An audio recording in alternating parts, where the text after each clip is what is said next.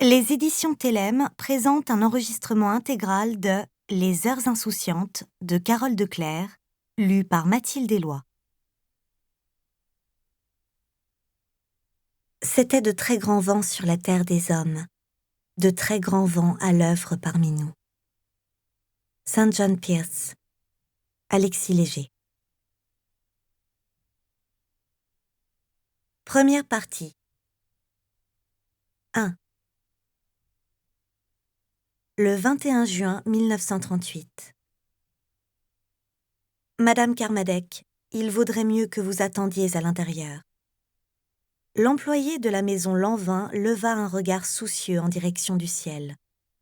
De longues volutes coléreuses bouillonnaient au-dessus des toits parisiens, prêtes à crever et lâcher des tombereaux de pluie. Les rafales de vent charriaient des débris de toute nature. Les passants prenaient déjà la fuite, en plaquant leurs chapeaux sur leur tête et en ramenant les plis de leurs manteaux autour d'eux. Adélaïde examina d'un air dépité ses mains chargées de petits sacs, ainsi que Pauline, sa fille, et Nathalie de Tresnel, l'amie de celle-ci. Les jeunes filles s'étaient encombrées des paquets les plus volumineux.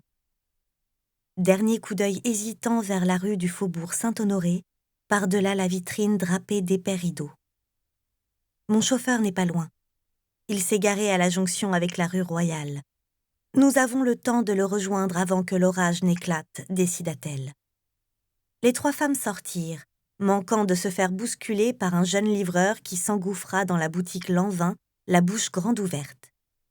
Ça castagne dur vers Marigny.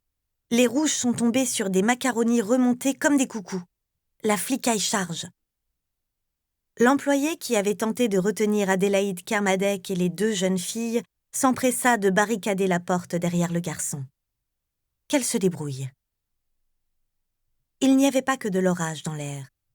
Le vent de la fronde, celui-là même qui annonce les pires tempêtes, s'était mis à souffler depuis quelque temps. Quel pays occidental ne se déchirait pas de l'intérieur tout en essayant de maintenir l'illusion que sauver la paix était encore possible ? En France, à l'approche de l'embrasement général de l'Europe, les acquis du Front populaire tombaient comme des mouches et les manifestations s'enchaînaient sans interruption depuis plusieurs semaines. L'Union syndicale de la région parisienne, qui réunissait de vieux travailleurs et des pensionnés, avait investi les abords de l'Élysée pour protester contre l'augmentation du prix du pain, du vin et du charbon. Des communistes, qui défilaient de façon quasi permanente entre l'Arc de Triomphe et la Madeleine au nom de l'Espagne républicaine, les avaient rejoints dans un esprit de fraternisation. Voyant que le temps tournait au vinaigre, une partie du cortège s'était réfugiée dans des brasseries de la rue de Miromesnil où des supporters italiens fascistes fêtaient la victoire de l'Italie à la Coupe du monde de football qui s'était tenue à Paris du 4 au 19 juin. Personne ne sut comment le premier coup partit, mais la bagarre débuta bien à la Gloriette. Elle enfla et prit rapidement les proportions d'une émeute qui passa très largement les frontières du quartier.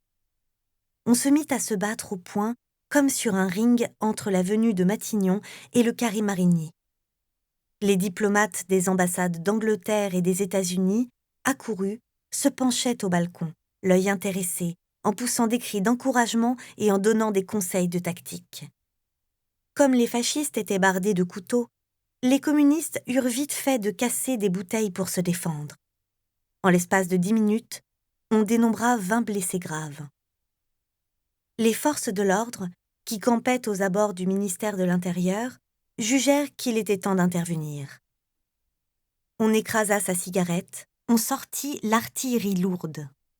Le périmètre fut bouclé en un rien de temps. C'est à ce moment précis qu'Adélaïde, Pauline et Nathalie choisirent de remonter, le nez au vent, la rue du Faubourg Saint-Honoré en direction de la rue Royale. Mais Émile avait disparu, et la voiture aussi. Elles entendirent une clameur et se retournèrent. Une marée humaine venait de déboucher de l'avenue de Matignon en courant et hurlant sous la charge de la police. Le visage d'Adélaïde passa par toutes les couleurs en un rien de temps. À la vitesse à laquelle avançaient les manifestants, le choc était inévitable. « Restons groupées, les filles. Dieu seul sait ce qui pourrait arriver si nous étions séparés. Nathalie remarqua la manœuvre d'un garçon de café à l'angle de la rue d'Anjou, qui baissait son rideau de fer à grands coups de manivelle désordonnée. Elle saisit la main de Pauline dans la sienne. « Essayons de rejoindre cette brasserie, Madame Kermadec. Nous y serons à l'abri. » Elles ne firent pas 2 pas. La route leur fut coupée par un escadron sifflant de policiers. Les matraques tournoyaient si vite qu'on aurait cru des serpents sinueux. « Nous allons prendre un coup », gémit Pauline en s'accrochant à sa boîte à chapeau, comme s'il s'agissait d'une planche de salut. Le flot s'épaissit encore. Les 3 femmes furent bientôt prises en tenaille entre les communistes et les camissiers nérés, qui trouvaient moyen de se taper dessus tout en prenant la fuite. Ballottées en tous sens, elles perdirent en un rien de temps leurs chapeaux, leurs épingles à cheveux et les petits paquets que les filles de Madame Lanvin avaient si joliment confectionnés. La police tabassait sans distinction Français et Italiens. Il y eut un mouvement de panique franc quand les fuyards se rendirent compte que les forces de l'ordre avaient installé un cordon depuis la place de la Madeleine jusqu'au ministère de la Marine. La nasse se refermait. « On va y passer », dit Adélaïde Kermadec. Elle enveloppa de ses bras les 2 jeunes filles et les attira à elle. Il fallait absolument se désinsérer du flot, mais dans la confusion, les 3 femmes ne savaient de quel côté se tourner. Un jeune homme, l'œil à demi mangé par une casquette, s'arrêta à leur niveau et leur désigna la rue du Cirque. « Filez par là, les filles. Les poulets n'y sont pas. Ils ratissent place Beauvau. » Il leur envoya un baiser du bout des doigts et fila casser une vitrine. Les filles. Adélaïde Kermadec était trop commotionnée pour réagir. Nathalie de Tresnel, qui avait toujours eu le sens de l'initiative, entraîna Pauline et sa mère dans la direction indiquée par le jeune homme. Rapidement, le vacarme s'atténua. « Là, Émile !» s'exclama-t-elle en repérant le chauffeur des Kermadec qui leur faisait de grands signes avec son mouchoir depuis la fontaine de la grille du Coq. Il avait garé la voiture en double file dans l'avenue Gabriel. « Madame, j'ai bien cru que je ne vous retrouverais pas !» s'exclama-t-il avec un soulagement manifeste. « Il a fallu que je déplace la voiture, à cause de la manifestation. » Sa patronne lui lança un regard furibond. Parce qu'il appelait ça une manifestation ? Trouillard, oui. Il les avait lâchement abandonnés à leur sort. Un policier surexcité s'arrêta à leur niveau. « Vous ne voyez pas que vous gênez la manœuvre avec votre voiture ? Les renforts arrivent. Allez, circulez. » Émile se glissa au volant illico presto, laissant les 3 femmes se débrouiller avec la maréchaussée. Ce fut le coup de grâce pour Adélaïde Kermadec, qui se haussa sur ses talons et agrippa le bonhomme par la pèlerine. « Savez-vous à qui vous avez affaire, jeune homme ?» Le policier, qui ne s'attendait pas à ce qu'on l'interpelle, prit un air stupide pour examiner la femme qui s'adressait à lui. Adélaïde poursuivit. « Je suis l'épouse de Victor Kermadec, l'un des conseillers d'Édouard Daladier. Ce dernier nom vous dit quelque chose tout de même. » Elle se tourna vers sa fille et son ami. « Il est idiot, nous voilà bien servis. » Des hurlements fusèrent en provenance de l'avenue de Marigny. Un cri de guerre retentit. « À bas la poulaille! On veut bouffer du cogne! Figlio di puttana! Lasciami !» Le policier devint tout rouge. « Si j'étais vous, je ne la ramènerais pas. Vous seriez la reine d'Angleterre que je vous coffrerais quand même. Vous voyez le panier à salade, là ?» Il désignait l'un des fourgons cellulaires qui attendaient leurs clients, garés en file indienne le long des jardins de l'Élysée. « Il est pour vous si vous n'avez pas déguerpi d'ici 2 minutes. »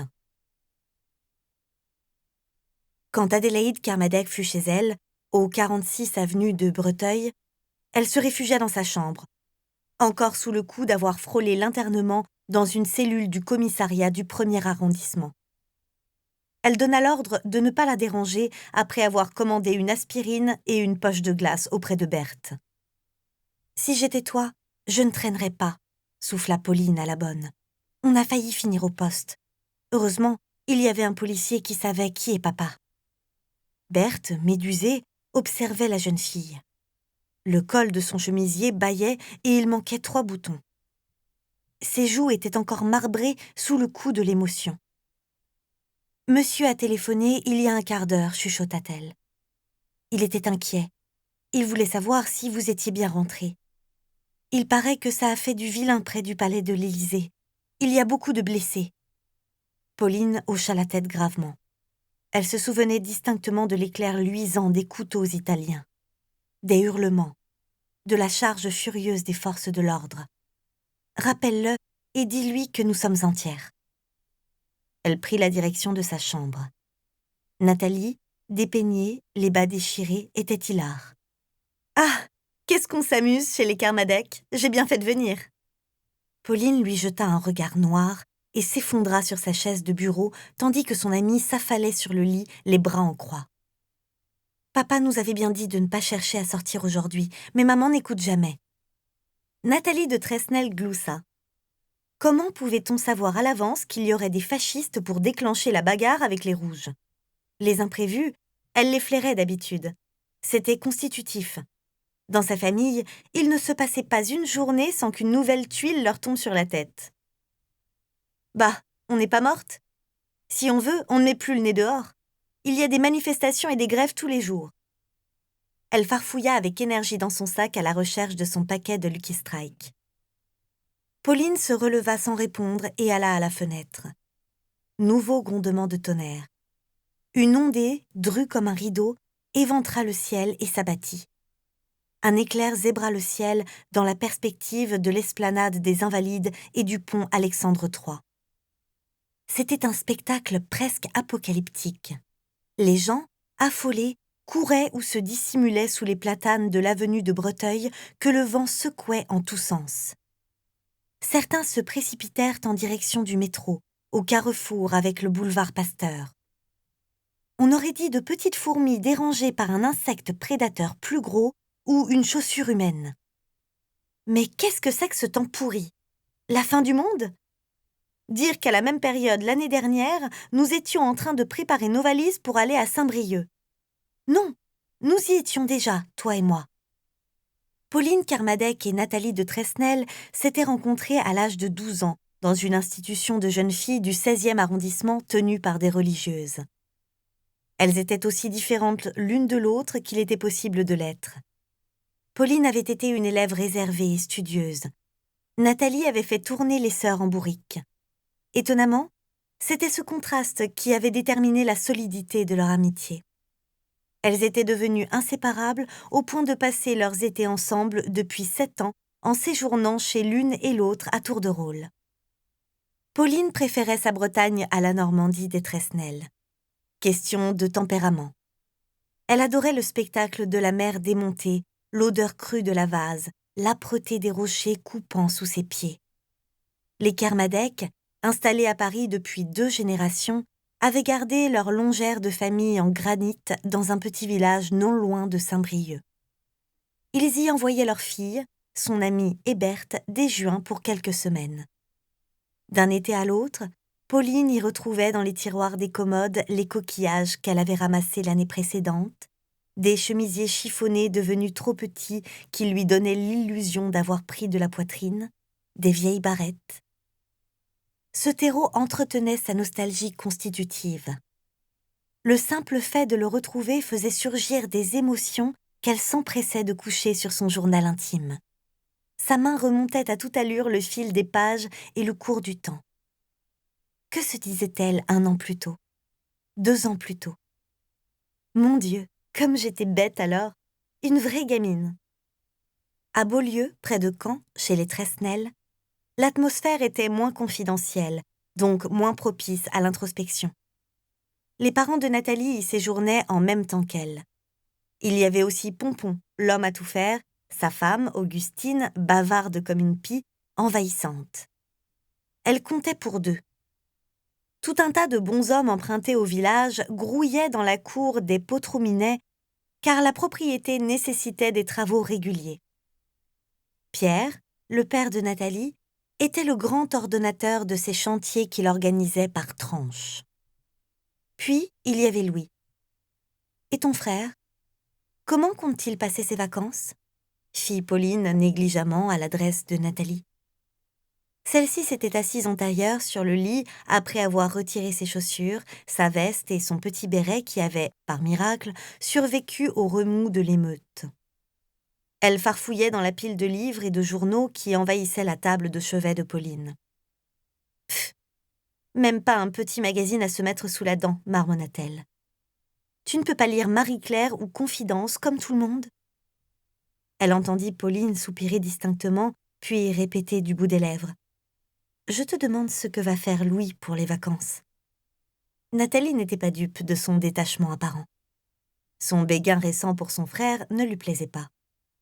Même pas revu, cet idiot. Il a passé ses examens de droit, puis a filé tout droit à Granville. Un camarade de la faculté l'a invité. En ce moment, il doit tester son charme auprès des bonnes femmes sur le retour. Son visage se plissa sur une moue de dégoût. Faire le joli cœur ne l'engage à rien. C'est moi qui irai au charbon en épousant un vieux dégoûtant plein aux as qui renflouera nos caisses. Papa dit toujours qu'une particule, c'est comme des actions. Au bout d'un moment, il faut vendre pour récupérer les dividendes. Devant le regard scrutateur légèrement empreint de compassion de son amie, Nathalie finit par s'esclaffer.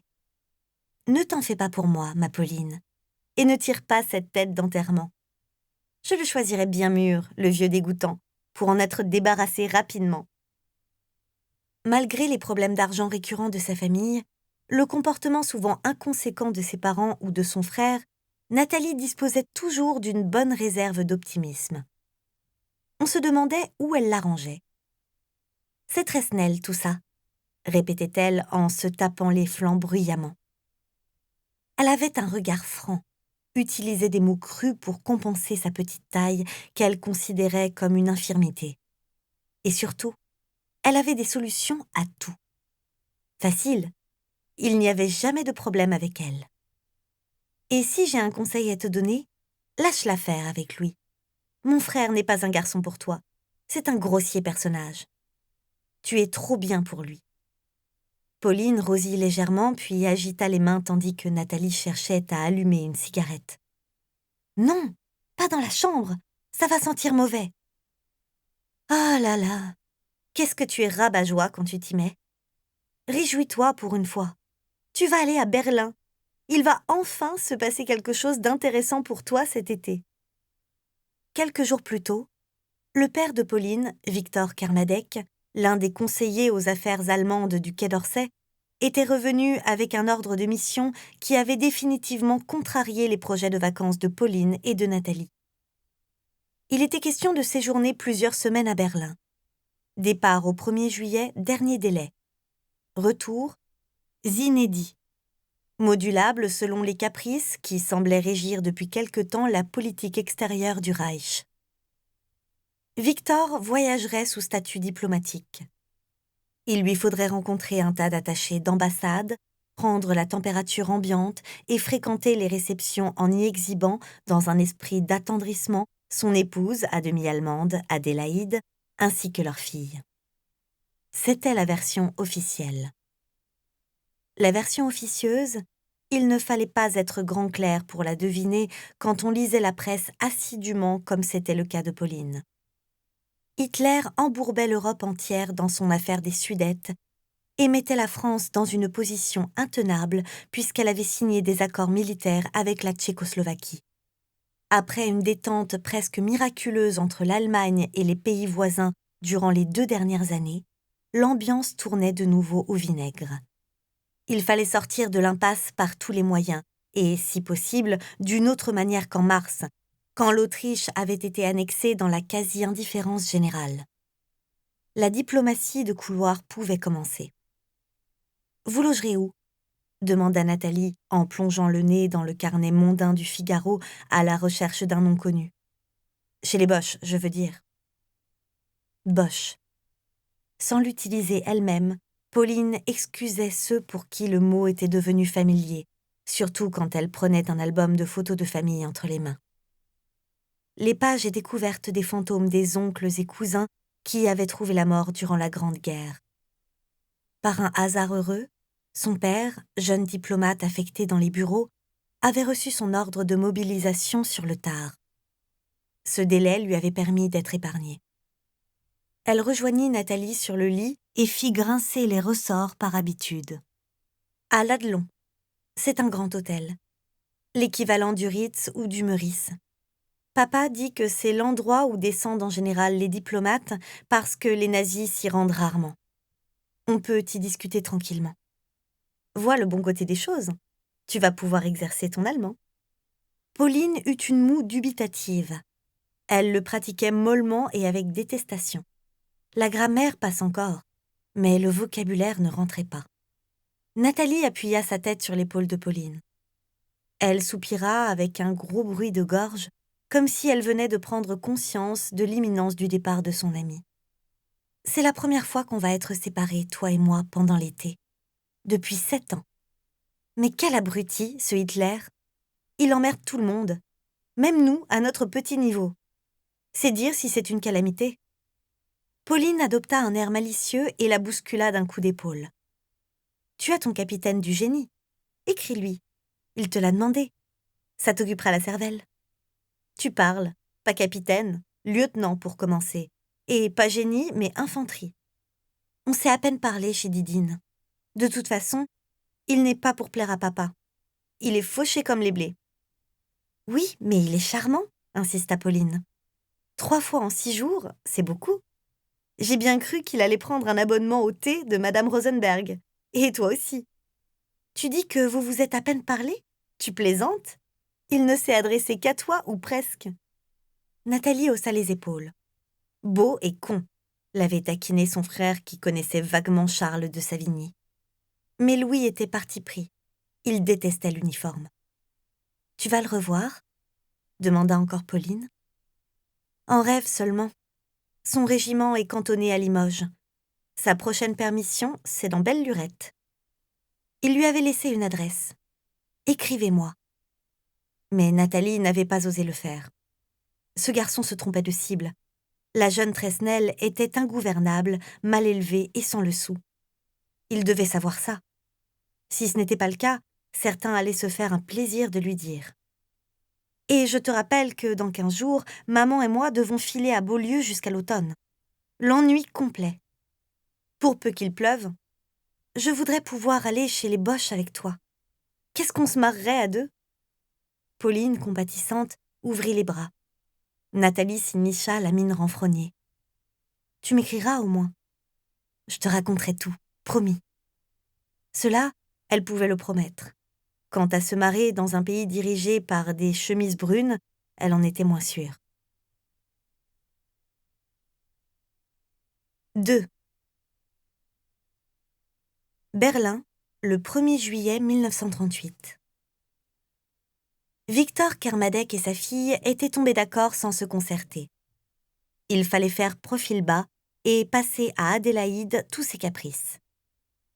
Elle était sur les nerfs depuis des jours. Il n'était pas nécessaire d'être fin psychologue pour en comprendre la raison. Être née allemande en Alsace d'une mère allemande et d'un père français, redevenir française immédiatement après la Grande Guerre pour se retrouver à séjourner en Allemagne 20 ans plus tard pour la première fois, voilà qui pouvait déclencher des troubles de l'humeur légitime. Ils avaient quitté Paris la veille, en milieu de soirée, dans le Nord Express. Direction la capitale allemande, où l'arrivée se fit dans l'après-midi. Victor Kermadec venait s'installer à Berlin en simple observateur, sans mission diplomatique précise. Son seul viatique était une ligne généreuse dans les écritures du service comptable du ministère des Affaires étrangères, et il avait l'obligation d'envoyer des mémoires réguliers à Daladier. Mais le président du Conseil était un homme imprévisible, et il était tout à fait possible que Victor se réveille un beau matin en fondé de pouvoir avec une autorisation d'arbitrage sur un point précis. Une fois parvenue à la gare de la Friedrichstrasse, la famille Kermadec fut conduite à l'hôtel Adelon. C'était un énorme vaisseau de pierre situé sur l'avenue Unter den Linden, face à la porte de Brandebourg. Il occupait l'emplacement d'un ancien palais. Les Kermadec reçurent une suite du 2e étage avec vue sur la Pariser Platz. On attribua à Pauline une chambre au même étage que ses parents. Elle était plus modeste, mais tout aussi élégante. Le décor était soigné. Berthe et Émile furent logés dans l'aile des domestiques. « Nous voici dans la place », fit Victor en se postant à l'une des fenêtres. Son regard salua le quadrige qui couronnait la porte de Brandebourg. C'était un vieil ami. Victor avait débuté ses allers-retours d'observation à Berlin alors que Léon Blum et Camille Chotan étaient présidents du conseil. Il se retourna pour contempler sa femme et sa fille assises sur le canapé. Elles semblaient exténuées. Elles avaient très mal dormi à cause du roulis du train et d'une odeur prégnante de graisse pour essieux qui les avait rendues malades. Il y avait peu d'Adélaïde en Pauline. C'était à se demander si elle l'avait portée. La première était blonde, sculpturale, charnue sans être forte. La seconde plate, à peine éclose, avec des cheveux d'un noir bleuté et les traits puissants des Kermadec. Toutefois, une similitude dans la façon de se tenir, de bouger la tête, de lever les yeux, attestait la filiation. Cette constatation, bâtie sur une observation subtile et attentive, émouvait toujours Victor, et il ne se lassait pas de les regarder. Ces femmes. Pauline se leva pour le rejoindre et écarta les voilages. Elle prit une mine concentrée pour observer la Pariser Platz et son flot de voitures, au milieu desquelles se faufilaient des cyclistes téméraires. Les piétons empruntaient le terre-plein central par sécurité. Ils étaient nombreux et affairés. On entendait dans une rue adjacente la cloche stridente et le roulement d'un tram. À droite, Unter den Linden, sous les tilleuls, n'en portait plus que le nom. Les arbres avaient disparu, remplacés par des colonnes impérieuses pour laisser le champ libre aux grandes démonstrations militaires du régime. Pauline pouvait apercevoir au loin la statue de Frédéric II de Prusse, sorte de grosse verrue grisâtre qui n'avait pas été nettoyée depuis des lustres. « J'ai l'impression d'être sur une autre planète. C'est un peu effrayant, tous ces drapeaux. Même l'autel en est couvert. » Un tissu rouge, marqué en son centre d'une grosse araignée noire à laquelle on avait arraché des pattes, claquait à proximité de la fenêtre, attirant l'œil malgré lui.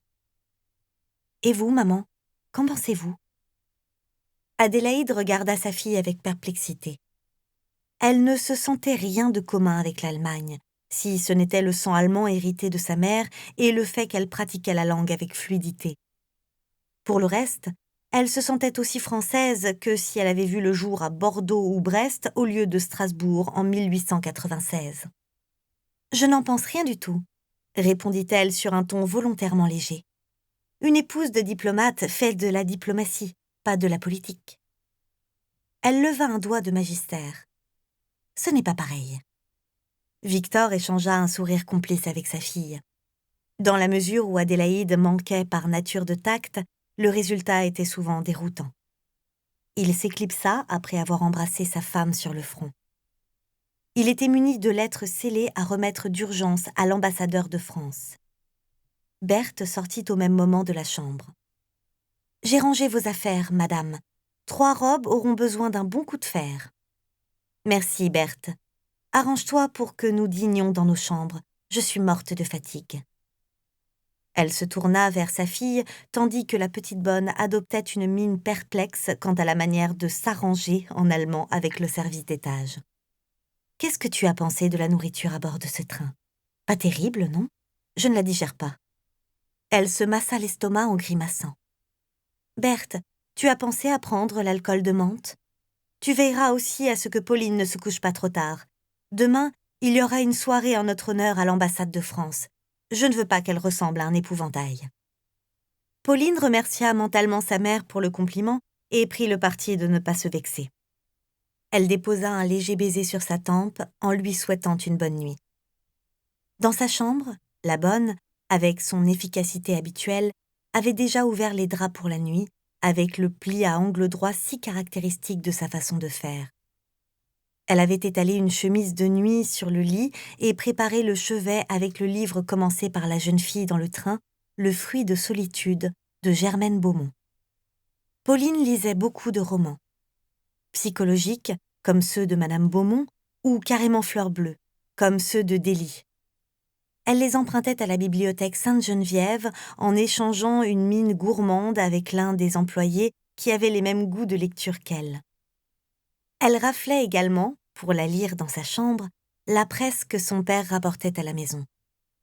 Il s'agissait de journaux politiques ou économiques, mais aucun sujet, aussi rébarbatif soit-il en apparence, ne rebutait la jeune fille.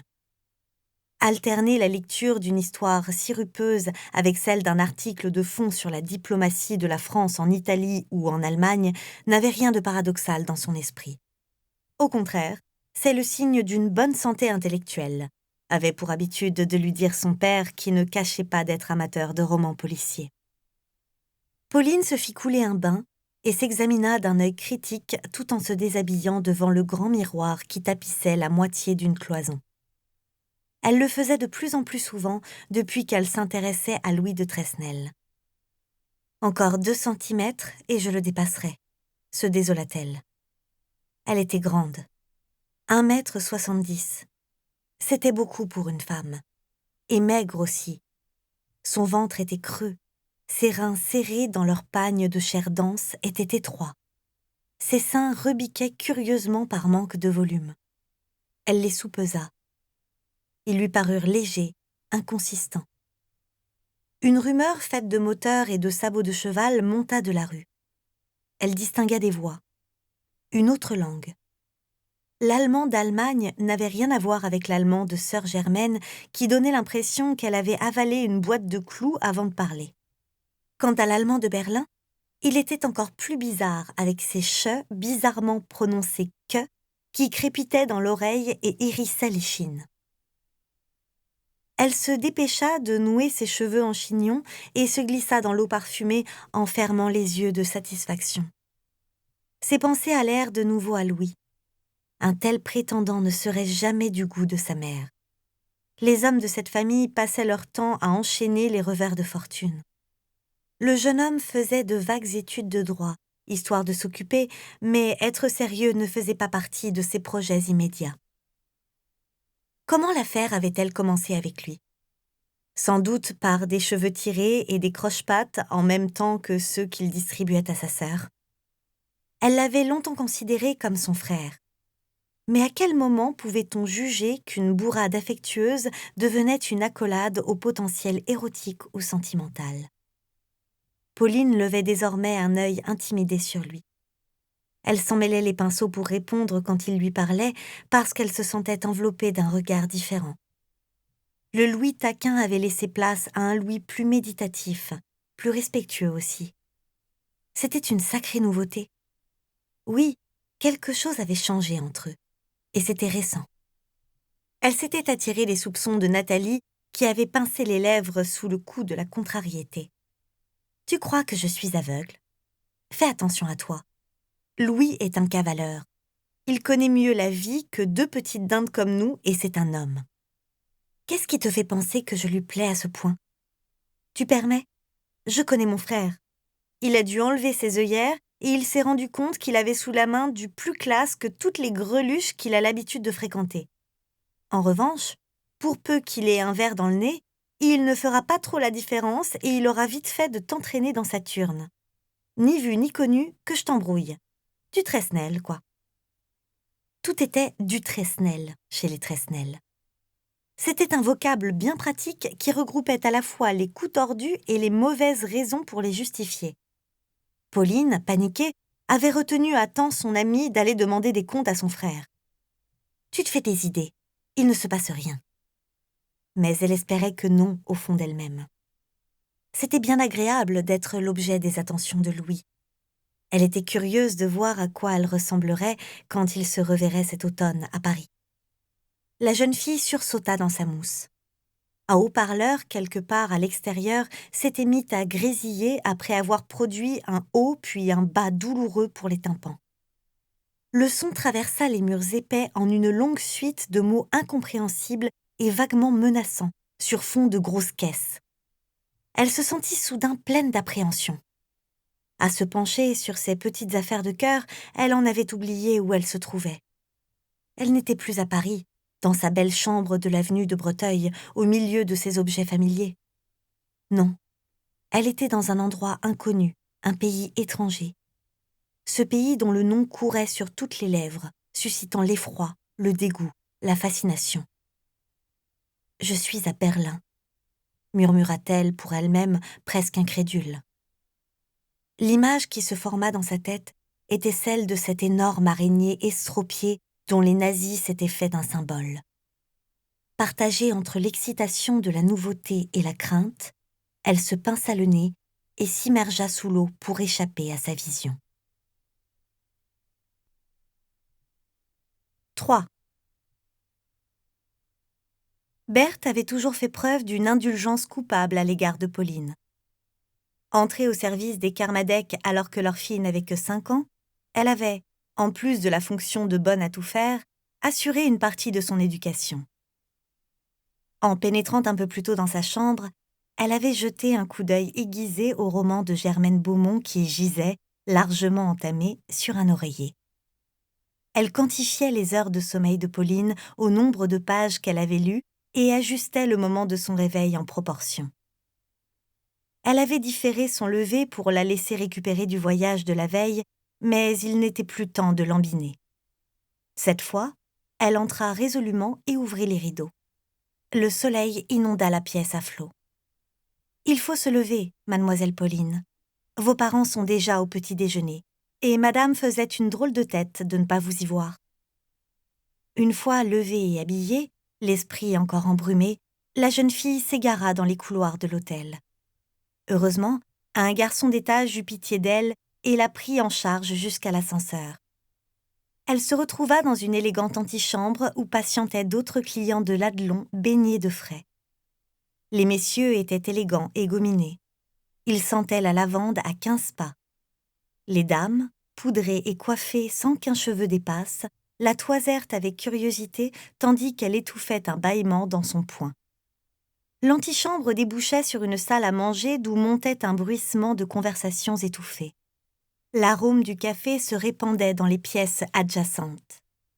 Les cliquetis de la vaisselle de porcelaine et des couverts produisaient un bruit familier, presque réconfortant. On se serait cru chez soi. Un serveur affairé et courtois vint chercher Pauline. Il se présenta en français. « Gustave, pour vous servir, mademoiselle. » Et il la conduisit à une table où ses parents achevaient leur petit déjeuner. Il lui tint poliment la chaise tandis qu'elle s'installait. « Bonjour papa, bonjour maman. » Adélaïde lui jeta un regard incisif et tambourina des doigts sur la nappe. « Il est un peu tard. Berthe t'a laissé dormir ?»« Je me suis rendormie, » se contenta de répondre la jeune fille en dépliant sa serviette. Elle mourait d'envie de se recoucher. Le roman de Madame Beaumont l'avait tenue en haleine jusqu'à 3 heures du matin. « Eh bien, nous avons fini, » s'exclama Adélaïde. « Je monte. Je vais trier tous ces vieux papiers de famille qui me mettront peut-être sur la piste des cousins Van Riet. » C'était sa lubie du moment. Profiter du séjour allemand pour tenter de retrouver les membres de sa famille. Elle se souvenait que sa mère avait eu un frère et une sœur. Peut-être était-il encore vivant, ou avait-il eu des enfants qui devaient avoir plus ou moins son âge. Cet après-midi, nous pourrions aller dans l'un de ces grands magasins, ajouta-t-elle. Qu'est-ce que tu en penses ? Astrid Régnier m'a parlé du cas. Elle regarda son mari d'un air impatient. Aidez-moi, Victor, je l'ai sur le bout de la langue. Le cas de V, le grand magasin de l'Ouest. Est, Ouest, soupira-t-elle. Je trouve cette ville d'une laideur incroyable. Il est définitivement impossible de s'y repérer. Elle avala une gorgée de thé pour faire descendre l'aspect péremptoire de sa dernière remarque. Victor ne commit pas l'erreur de lever les yeux au plafond, il préféra replier son journal avec méticulosité.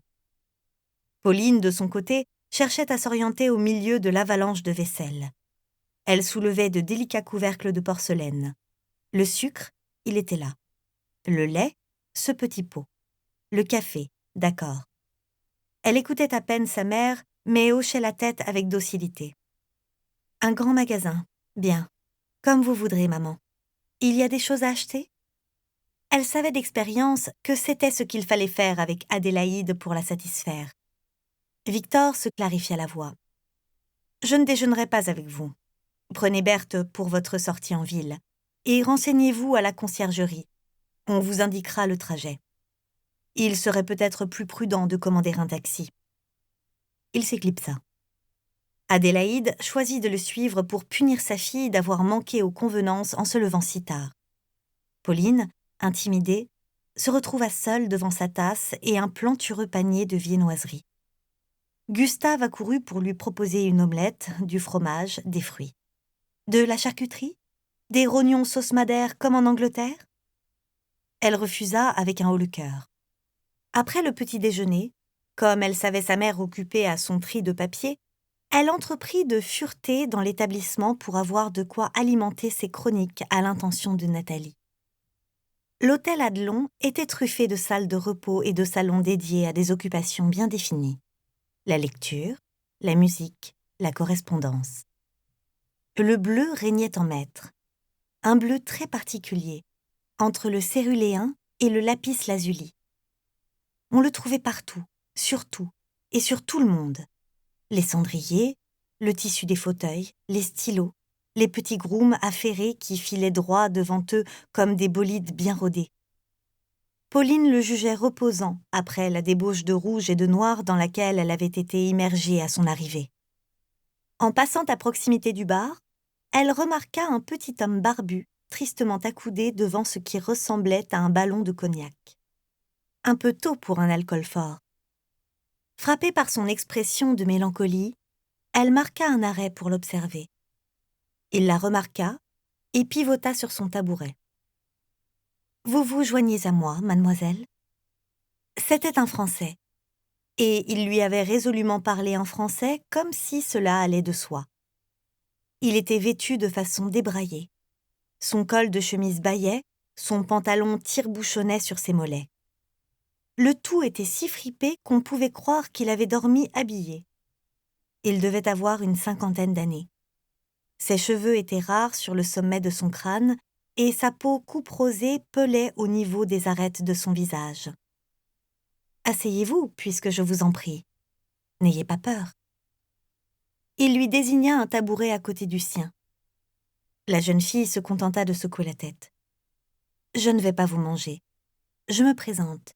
Édouard Brun. Je suis le correspondant de presse de l'Humanité. Vous connaissez au moins. C'est un gros journal français. » Pauline fit quelques pas mais ne s'assit pas.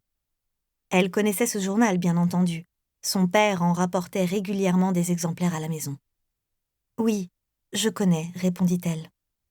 Avant de quitter la France, elle avait eu le temps de lire, dans l'une des dernières éditions, le compte-rendu exalté d'un journaliste sur les répressions éhontées de la police lors de l'émeute Marigny, celle-là même dans laquelle elle s'était retrouvée coincée en compagnie de sa mère et de Nathalie. Elle promena un regard curieux autour d'elle. Le bar était vide, à l'exception du journaliste et du barman qui astiquaient des verres avec frénésie en fredonnant une chanson. « Vous logez à l'Adelon ?» demanda-t-elle. L'homme portait des petites lunettes cerclées de métal sur des yeux aux paupières rougies. Elles glissaient constamment. Il les remontait d'un geste mécanique. « J'aimerais bien. Ce n'est pas dans l'idéologie de ma rédaction. Non, mon petit appartement est carrément miteux, mais je peux me permettre le bar de l'Adelon de temps en temps. Leurs grillades sont délicieuses. Et c'est ici qu'on récolte les meilleurs potins. Allez, asseyez-vous. Ne vous faites pas prier. » Pauline secoua de nouveau la tête. Elle ne parvenait pas à se faire une idée sur ce Français. Déplaisant, sympathique, un peu des deux sans doute. Et un journaliste. C'était intéressant. C'était la première fois qu'elle en rencontrait un. Édouard Brun l'examinait avec acuité. « Vous êtes la fille du conseiller Carmadec, c'est bien cela ?» Pauline retint un mouvement de surprise. Le bonhomme rit. Ses dents étaient tachées par le tabac. Surtout les incisives centrales, celles qui maintenaient en position les cigarettes. « Je vous ai vu arriver hier après-midi, en compagnie de votre délicieuse mère. C'est un secret de polichinelle que Victor Kermadec, diplomate français en vacances en Allemagne, a été envoyé par le président du Conseil en sous-main pour nouer des contacts avec les huiles nazies. La France veut sauver la paix. Daladier damera-t-il le pion à Chamberlain ? Je pense que le papier de mon confrère du Herald Tribune est déjà sous presse. Pauline se rappela les quelques flashs qui avaient crépité la veille à la sortie du Nord Express, alors que l'ambassadeur de France, André-François Poncet, un homme très élégant à la moustache de hussard retroussée en pointe, s'avançait au-devant de ses parents. « Vous pensez que votre père m'accorderait une interview ? Daladier et nous, ce n'est pas le grand amour, hein ? Puisque vous lisez l'UMA, vous devez être au courant. Mais un correspondant de presse se doit d'être un peu objectif. Promis, juré, je ne l'écorcherai pas. Ou pas beaucoup. » Pauline prit une mine offensée. « C'est pour ça que vous m'avez abordé ? Vous voulez que je vous aide à rencontrer mon père ? C'est comme ça que ça se passe dans votre métier ?» Le journaliste eut un geste fataliste. Parfois, la fin justifie les moyens. « Je suis à bonne école en Allemagne. » Il se pencha vers elle pour se mettre à l'abri des oreilles du barman qui briquait son comptoir. On ne savait jamais. Dans ce pays, c'est devenu la règle. C'est un peu du chacun pour soi. Bien sûr, tous les gentils messieurs en uniforme que votre père rencontrera prétendront le contraire. Ils parleront du bien collectif, de la conscience nationale, du peuple. Le peuple. Pauline ne savait pas vraiment ce que c'était. Tout au plus, s'en faisait-elle une idée effrayante, à l'image des participants de l'émeute Marigny. Ou théorique, puisqu'elle lisait les journaux qui consignaient les manifestations qui envahissaient avec une régularité de métronome les rues de Paris ou retransmettaient les débats qui agitaient la Chambre. Le peuple français lui paraissait contre tout. Ingouvernable, fantasque, revendicateur, disait son père. Râleur, disait sa mère. Je ne crois pas me tromper en disant que nous avons, à l'UMA, une conception différente de ce qu'est le peuple et de ce qui est bien pour lui. Différente et meilleure. La jeune fille plissa discrètement le nez. L'humanité. Elle était suffisamment éclairée sur son appartenance politique et ses combats idéologiques.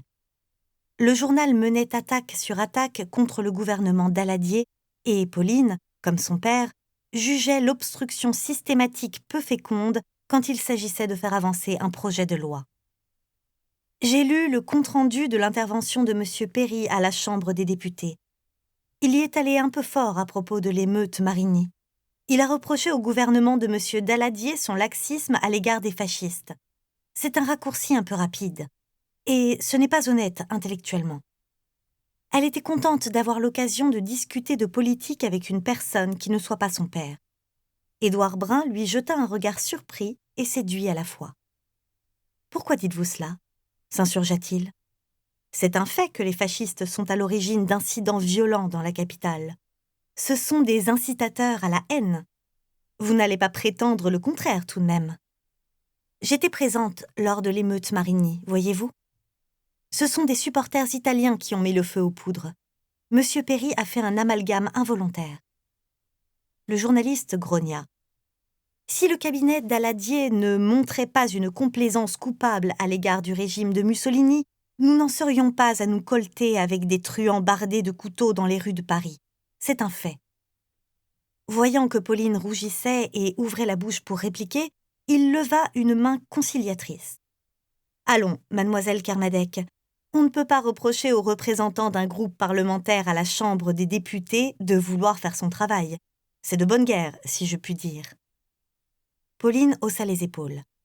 Après tout, Édouard Brun n'avait pas tort. La presse du Parti radical, le parti de son père et de M. Daladier, ne se gênait pas pour brocarder les communistes en procédant, si besoin, à des généralisations, elle aussi. Elle finit par se hisser sur le tabouret situé à côté de celui d'Édouard Brun. « Vous êtes à Berlin depuis longtemps ?»« J'y suis arrivée il y a 6 ans pour couvrir le changement de cabinet présidentiel quand Hindenburg a appelé von Papen en remplacement de Brüning. » Il fit une pause volontaire pour laisser le temps à la jeune fille d'intégrer son propos et les noms allemands qu'il déclinait. On aurait dit qu'il l'attestait. Von Papen, Brüning, répéta-t-elle songeuse. Oui, ces noms me disent quelque chose. Quant à Hindenburg, bien entendu, je sais qui c'est. C'était l'ancien chancelier. Édouard Brun ne s'en étonna pas. Cette jeune fille semblait avoir une culture politique bien affermie. Son père avait dû lui parler abondamment de l'Allemagne, de sa culture et de son histoire. Après tout, c'était son domaine d'expertise. Je vous assure qu'il fallait être sur place pour y comprendre quelque chose. Les Allemands eux-mêmes s'y perdaient. Il se pencha vers elle et baissa d'un ton. Ces hommes ont fait le lit des nazis, comprenez ? Von Papen, surtout von Papen. Et son cerveau politique, von Schleicher. Celui-là, il roulait pour l'armée allemande. Ah oui, la Reichswehr. C'est comme ça qu'on l'appelait à l'époque, non ? Aujourd'hui, on dit la Wehrmacht. Édouard Brun inclina la tête, impressionné. C'est un plaisir de discuter avec des gens qui savent de quoi on parle. Croyez-moi, ils ne courent pas les rues. Pour revenir à 1933, puisque j'y étais, les Allemands n'ont pas été dupes. Il faut arrêter de les prendre pour des abrutis. Vous comprenez ? On a troqué la République de Weimar contre un gouvernement de von Machin. Le cabinet des barons, on l'a appelé.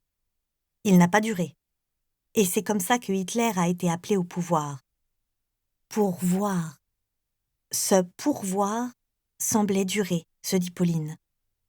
De toute l'Europe, et même de plus loin, on accourait par esprit de curiosité pour observer à quoi pouvait ressembler une dictature moderne. Les Allemands m'ont paru accorder du crédit à ce régime. Ils ne me donnent pas l'impression d'être aussi perspicaces que vous le dites. Le journaliste haussa les épaules et liquida son fond de ballon. Quels Allemands avez-vous rencontrés pour parler au nom d'un peuple entier ? Ceux qui hantent cet hôtel sont des privilégiés qui feraient bien de se méfier. Observez la rue. Rien de tel. La rue. Les gens ont peur. Oh, je ne dis pas qu'au début, il n'y a pas eu désespérance.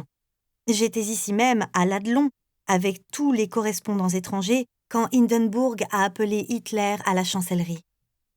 Il y a eu une retraite au flambeau qui a duré près de 5 heures. C'était la nuit du 30 au 31. Il avait pris un ton et un regard hallucinés, comme s'il pouvait toucher du doigt son souvenir, comme si c'était hier, l'encensement collectif de l'Allemagne. Les cortèges sont partis du Tiergarten. Des centaines et des centaines de torches claquaient dans la nuit. Les bannières rouges projetaient leur ombre sur les murs des bâtiments. On aurait cru les flammes d'un gigantesque incendie. Il faisait froid. Nous, les journalistes, nous nous étions massés sous le porche de l'hôtel et nous entendions les chants et le battement des bottes, accompagnés par les grosses caisses. Les nazis ont passé la porte de Brandebourg, traversé la Pariserplatz par 6 de front.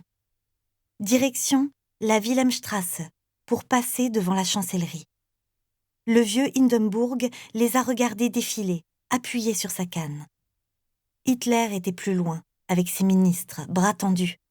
C'était... Il hésitait, cherchant ses mots pour une fois. Étrange, perturbant. Au même instant, 2 soldats entrèrent dans le bar.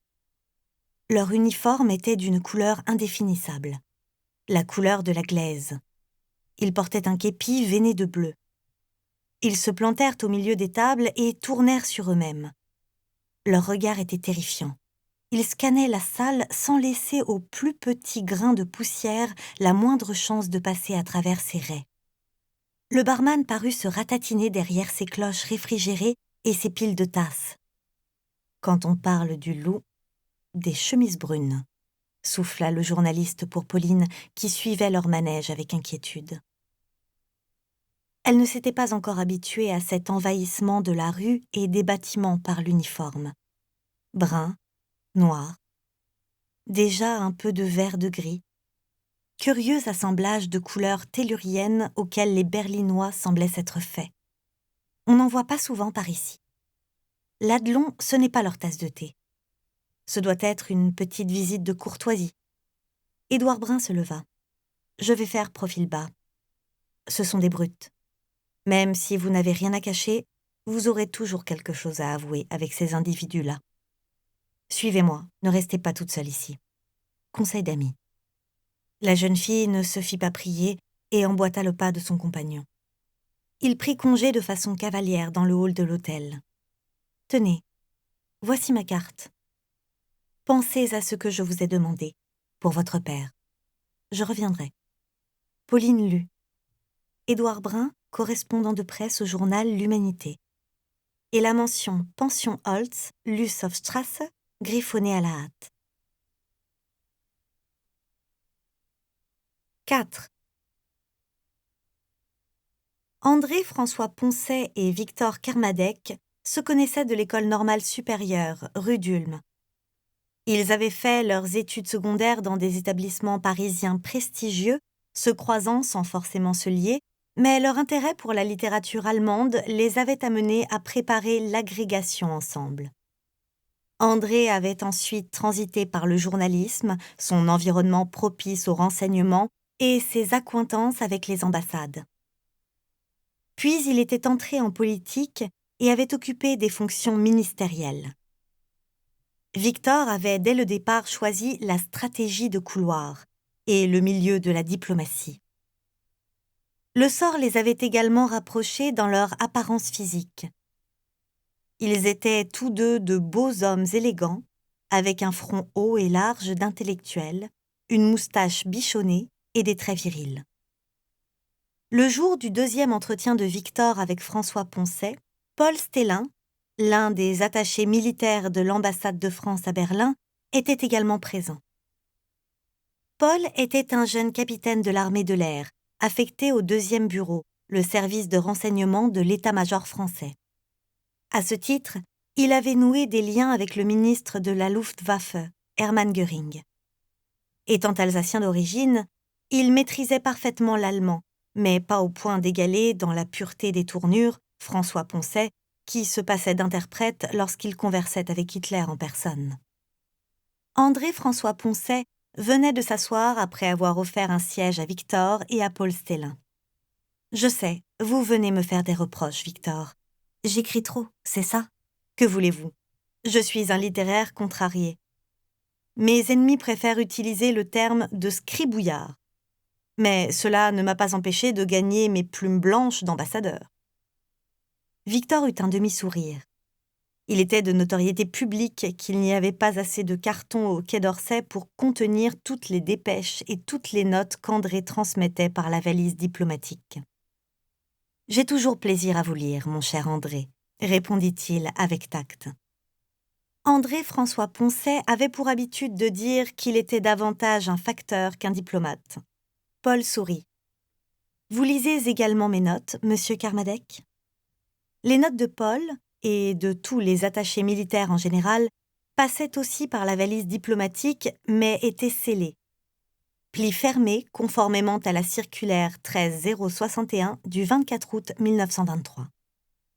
Elle partait directement au service de renseignement de l'armée. Celle que vous voulez bien m'adresser. Je n'ai pas accès aux canaux d'information du 2e bureau, mon capitaine. Je suis un béotien, à ce qu'il paraît, sur la question des affaires militaires. Je ne voudrais pas contrarier le général Gamelin à ce sujet. Il leva les yeux au plafond. « Si seulement vous pouviez, » soupira Paul. « Personne ne veut jamais contrarier le général Gamelin. » Il se pencha vers Victor. « Il se fiche comme d'une guigne de ce que je lui envoie. Le rapport sur le Junkers 88 ? Il évoquait un nouvel avion de chasse allemand ultra performant à propos duquel il avait rédigé une note à l'intention de l'armée française. « Dans les choux, j'en ai bien peur, » répondit Victor. Paul tiqua pour marquer sa rancœur. C'était un garçon d'une 30aine d'années. Brun, aux yeux sombres et enfoncés dans un visage austère et anguleux. À sa manière, il avait du charme. « Un café, messieurs ?» proposa André en tendant une main vers le plateau qui avait été apporté quelques minutes plus tôt. Il fit le service sans s'oublier. Les 3 hommes sirotèrent leur café pendant un moment avec un regard songeur. « De qui parliez-vous » demanda André à Paul. « Du général Gamelin et de mes rapports sur les fortifications de l'Ouest. J'en ferai état auprès de Daladier, promit Victor, au moment du débriefing lorsque je rentrerai. Quand est-ce prévu ? Je n'ai aucune consigne à ce sujet. On m'a parlé de 2 à 3 semaines de présence à Berlin. Je suis censée assister à vos réunions journalières, à quelques sessions au Reichstag. Je vous avoue que j'ai beaucoup de curiosité à ce sujet. La façon unilatérale de gouverner des nazis m'a toujours fascinée. Il fit une pause pour ménager son effet. J'ai l'impression d'être au Panama à peu de frais. Ils rirent. Bien entendu, j'ai aussi pour mission de continuer de synthétiser vos notes, André. À raison de 30 pages par note, multipliées par 5 chaque jour, cela représentait un travail considérable, en plus de prendre la mesure de la crise des Sudètes. L'ambassadeur de France leva une main philosophe. La crise des Sudètes était la raison pour laquelle convergeait à Berlin tout ce que l'Europe comptait de diplomates à peu près renseignés sur le sujet.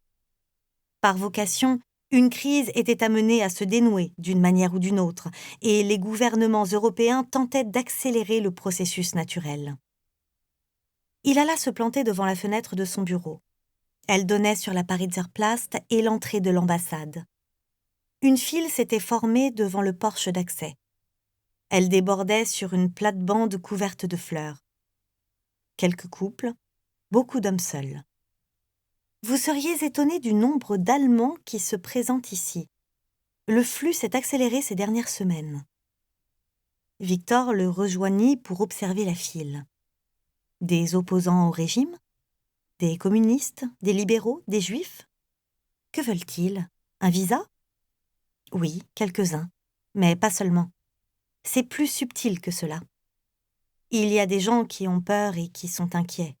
Ils veulent nous en référer comme si nous y pouvions quelque chose.